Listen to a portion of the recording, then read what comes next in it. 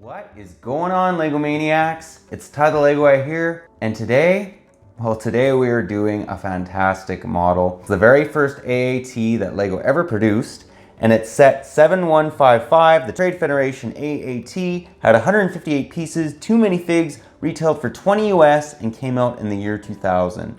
Now nowadays, this set is going for 150 new or 45 used. So it's obviously appreciated, and there's a reason why. Like it says in the thumbnail, I believe that this is the best 2000 LEGO Star Wars set that LEGO ever made. I think it might even be better than any of the 1999 models. It's just a really good looking model.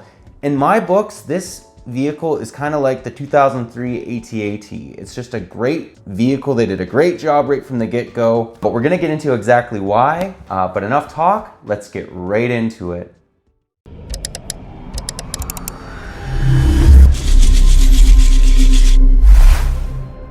And to start this model off, let's just take a look at the tank. There's no mini builds that were included in this model, which, you know what? Mini builds kind of just waste space and waste money, right? Like, I could just imagine building an army of these.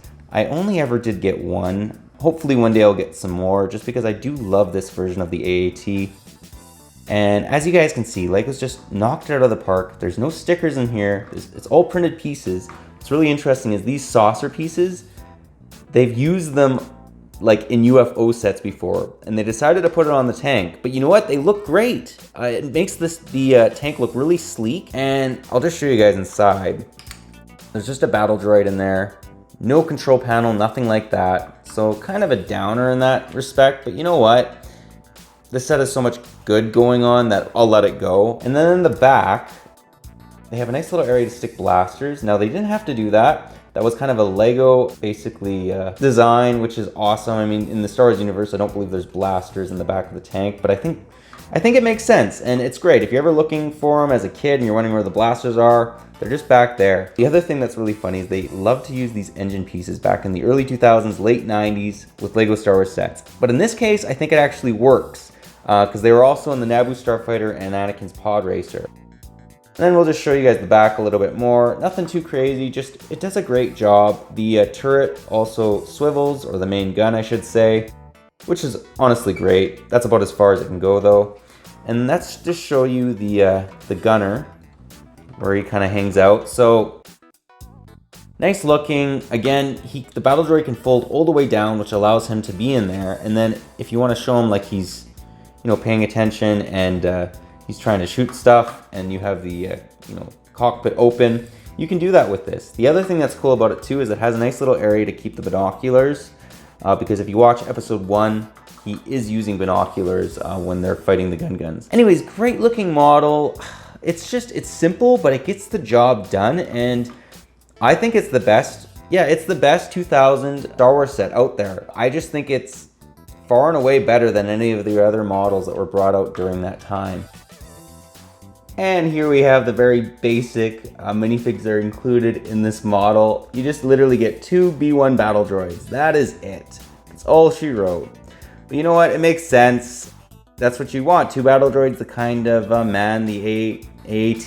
They maybe could have included some more, but I mean, it was only 20 US back in the day, and I feel 2 battle droids is acceptable. It's just, there's nothing crazy. It's not like sets nowadays where you get like some other minifigs thrown in there that was a bit more unique. Battle droids haven't changed for years. Literally, it's the same. The only key difference I wanted to mention though is back in 1999 and 2000, they actually gave the battle droid blasters with these orange cones. They didn't put the orange studs that we're so used to seeing from basically like 2001 to 2007, I want to say.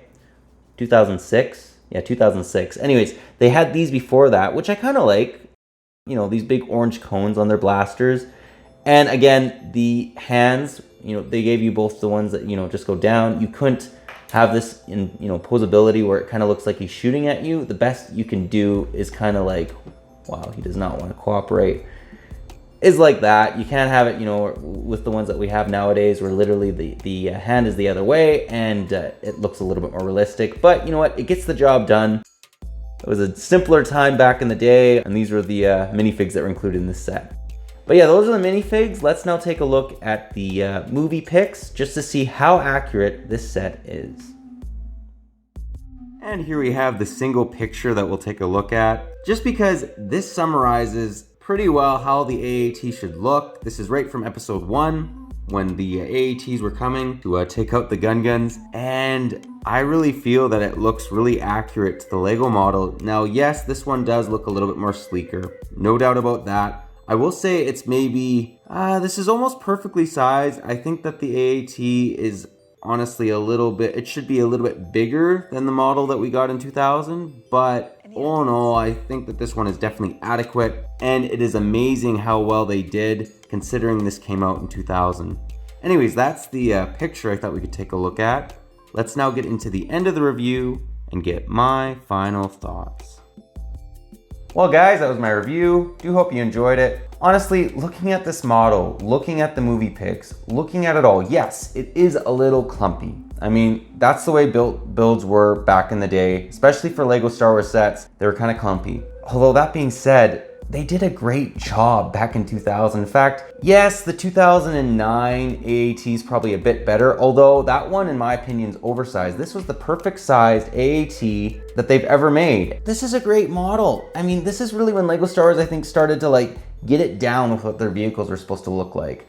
And I think it's honestly near perfect despite the clumpiness. But let me know what you guys think about the set, if I'm overrating it, if you possibly own it, any areas you think they could maybe improve on. I just think that it really captures the look, and I think it was well ahead of its time as far as how it looks. But that's just my opinion. I just think they did a really good job. But yeah, that's all I got for you today. But if you like this video, leave it a thumbs up. If you're new to the channel, definitely consider subscribing and click that bell so you're notified for any future LEGO Star Wars reviews, comparisons we do on this channel. We do them almost every Tuesday, and I really like doing them. But thanks again for watching, and I'll catch you on the next one.